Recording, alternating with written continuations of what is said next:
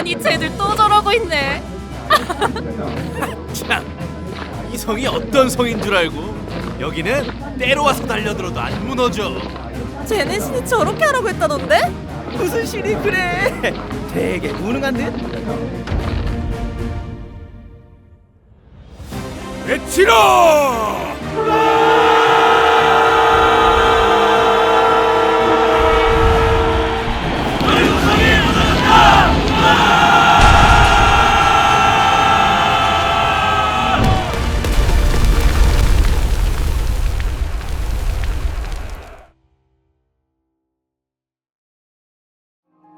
군사적으로 보면 이 전투는 시작조차 하지 않았습니다.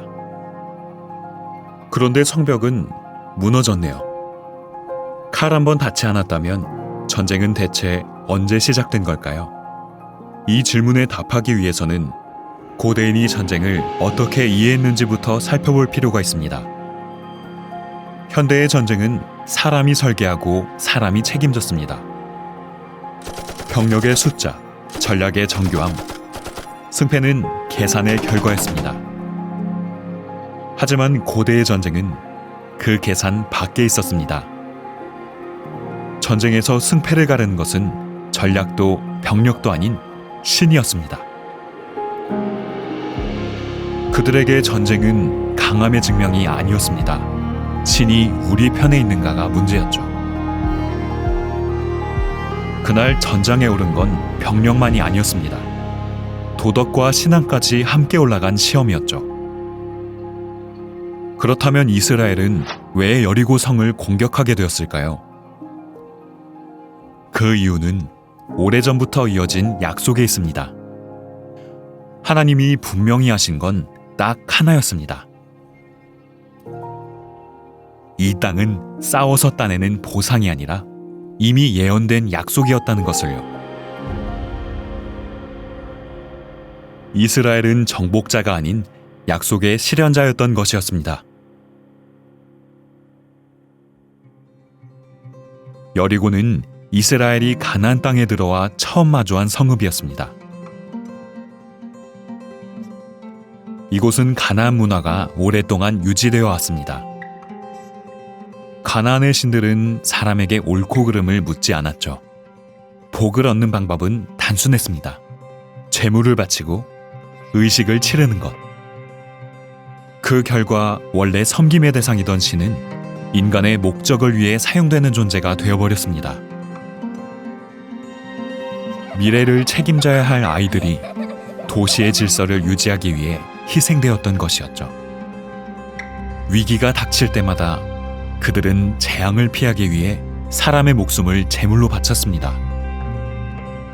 사실 성경이 가장 강하게 금지한 것은 자녀를 제물로 바치는 관습이었는데요. 그러나 이러한 관습은 여리고에서 오랫동안 일상의 질서로 자리 잡아왔습니다. 거짓된 신들이 만든 문화가 깊게 자리 잡은 도시 여리고. 성경은 이 도시를 이스라엘의 첫 전투로 기록했죠.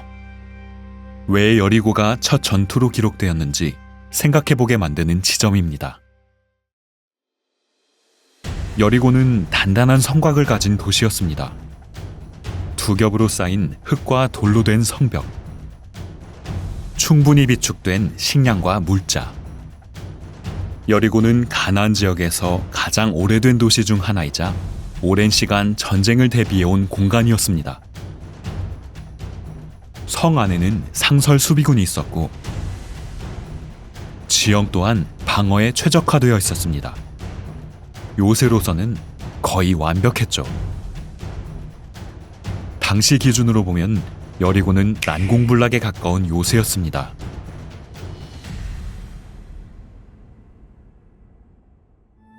반면 이스라엘은 이제 막 정착을 시작한 집단이었습니다. 그들은 광야 생활을 마친 직후였고 성곽을 공격해본 경험도 공성전을 치러본 기록도 없었습니다. 숙련된 철제 기술도 잘 훈련된 정규군도 없었습니다. 백성의 숫자로만 봤을 때는 이스라엘이 유리했을지 모릅니다. 하지만 성을 상대로는 사람 수가 무기가 되진 않았죠. 어때 보이나요? 이들이 정말 싸울 수 있었을까요? 단단한 성곽을 갖춘 도시와 공성 경험조차 없는 집단의 대결. 군사력만 보면 결과는 정해져 있었습니다. 하지만 이 전쟁에서 이스라엘이 가진 것은 전략도 무기도 아니었습니다. 그들이 가진 건 하나님의 약속, 그것 하나였죠. 이스라엘은 여리고 성 앞에 진영을 펼쳤습니다. 그러나 그 모습은 우리가 흔히 생각하는 전쟁의 시작과는 달랐습니다.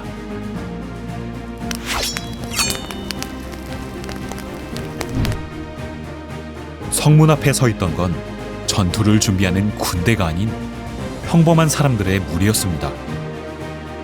그들은 성문을 두드리지도 사다리를 세우지도 않았습니다. 이 전투에서 이스라엘이 가장 먼저 한 일은 무기를 드는 것이 아니라 그들의 절기인 유월절을 지키는 일이었습니다. 이스라엘의 진영은 전투를 준비한 모습이 아니었죠. 오히려 싸우지 않으려는 진영처럼 보였습니다. 이 장면이 말해줍니다.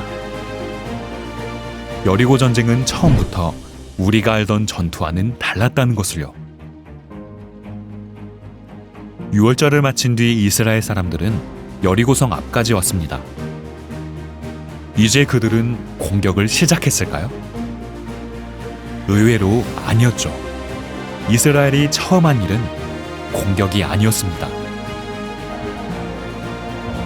그 대신 그들은 성 주위를 천천히 돌기 시작했습니다. 앞에는 제사장들이 있었습니다. 손에는 양각 나팔. 그들은 나팔을 불며 앞으로 나아갔죠. 그 뒤에는 언약궤가 따랐습니다. 그리고 그 앞과 뒤를 병사들이 지키고 있었죠. 이렇게 그들은 나팔을 불며 성을 돌았습니다. 그리고 여호수아는 백성에게 외쳤습니다. 너희는 외치지 말며 목소리를 내지 말고 입에서 아무 말도 하지 말라. 내가 너희에게 외치라 명하는 날에 외칠지니라. 백성들은 여호와의 궤를 따라 성을 한 바퀴 돌고 다시 진영으로 돌아와서 진에서 머물렀습니다. 여리고는 그냥 마을이 아니었습니다. 성 그 자체였습니다. 약 9,000년 전 세워진 뒤 여러 시대를 거치며 시간이 층층이 쌓인 성이었죠. 성 앞은 넓은 평지, 하지만 뒤는 유대 광야의 높은 산.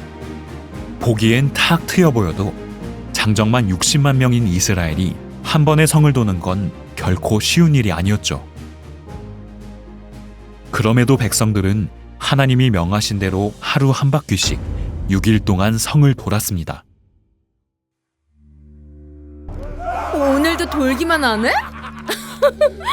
공성은 안 하나 봐? 절에서 퍽이나 무너지겠다. 이 성이 어떤 성인데?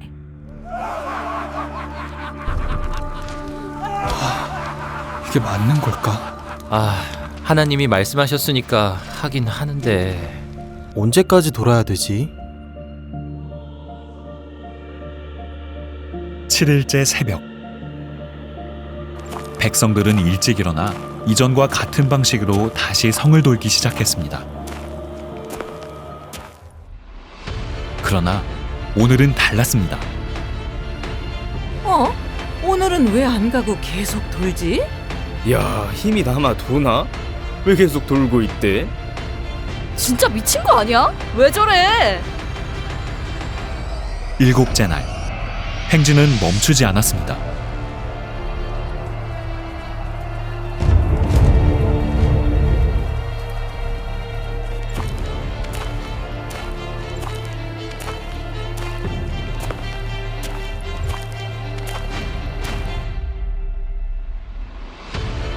외치라!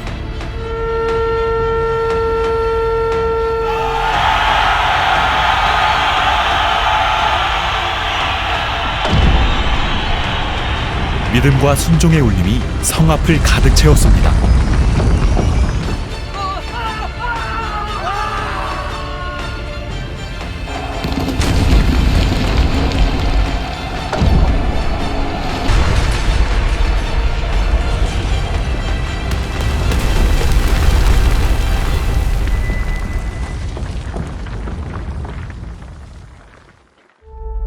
고고학자 니그로 교수는 여리고 성벽의 잔해 속에서 과거 큰 자연적 충격의 흔적을 발견했습니다. 오래된 성벽의 벽돌들이 바깥쪽으로 무너져 흩어진 모습은 자연의 힘이 작용했을 가능성을 보여준 것입니다. 성벽 아래와 주변에서는 과거 강한 흔들림이나 붕괴의 흔적이 남아있고, 일부 연구자들은 이것이 자연적인 지진 활동과 관련이 있었을 가능성도 제기되고 있죠. 여리고 성벽 사이에는 석회와 점토가 섞인 체움제가 있었습니다. 평소에는 단단했지만 외부 충격이 가해지면 벽 전체가 한 방향으로 무너지도록 설계된 구조였던 것이죠. 실제 발굴 현장에서도 성벽 위쪽 벽돌들이 바깥으로 쏟아져 쌓인 모습이 보였습니다. 이는 성벽이 버티지 못하고 미끄러지듯 무너졌다는 것을 말합니다. 무너진 성벽 위에는 도시가 불에 탄 흔적이 그대로 남아 있었습니다. 즉, 성벽이 무너진 뒤 바로 도시가 불탔다는 뜻입니다. 마침내 성벽은 무너져 내렸습니다. 백성들은 성 안으로 들어갔고 성 안의 모든 것은 무너졌습니다. 남은 것은 하나님이 이끄신 승리와 여리고에 대한 심판이었죠. 하나님이 기뻐하신 것은 무너진 여리고 성벽이었을까요? 아니면 이해할 수 없는 명령 앞에서도 멈추지 않았던 백성들의 순종이었을까요? 여리고 전쟁의 이야기는 단지 성벽이 무너진 사건으로만 끝나지 않습니다. 무너진 것은 성벽이지만 진짜 무너진 것은 하나님을 향한 백성들의 의심이었습니다. 결국 이스라엘이 얻은 것은 한 도시의 함락이 아니라 하나님을 향한 믿음과 확신이었습니다.